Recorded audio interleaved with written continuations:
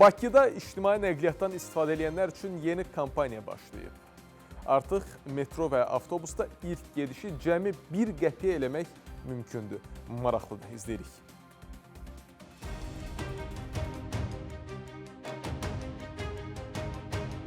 Kampaniyadan yararlanmaq üçün sadəcə Mastercard'ın təmassız bank kartı ilə, yəni NFC ilə ödəniş etməyə kifayət eləyir.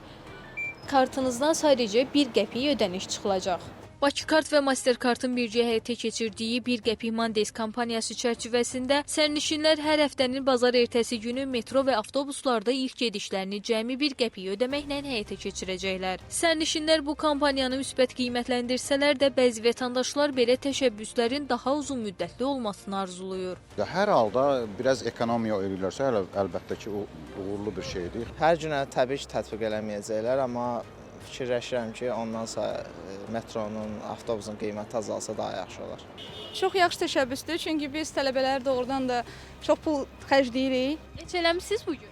Əslində eləməmişim, xəbərim yox idi, amma siziniz bilirəm. İndi gələn birinci gün istifadə edəcəm. Sərnişinlər üçün sərfəlidir də, məncə. Bir gedişdir yəqin ki, bizim üçün daha sərfəli. Az öncə mən istifadə etdim və məndən 1 qəpik çıxdı. Çox təəccübləndim. İndi siz mənə deyirsiniz, mənə aydın olur ki, bu nə məsələdir deyə. Çox sevindim. Ən əsas tələbələrin adına çox sevindim. Şərtə əsasən ödəniş mütləq Mastercard'ın təmassız, yəni NFC funksiyalı bank kartı ilə həyata keçirilməlidir. Qeyd edək ki, kampaniya yalnız bazar ertəsi günləri keçərlidir və hər kart üzrə bir dəfə tətbiq olunur.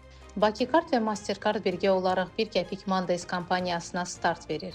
Kampaniya çərçivəsində hər bazar ertəsi sərnişinlər Mastercard'ın təmassız bank kartı ilə ödəniş etdikdə metro və avtobusda ilk səfərlərini cəmi 1 qəpik müqabilində həyata keçirə biləcəklər.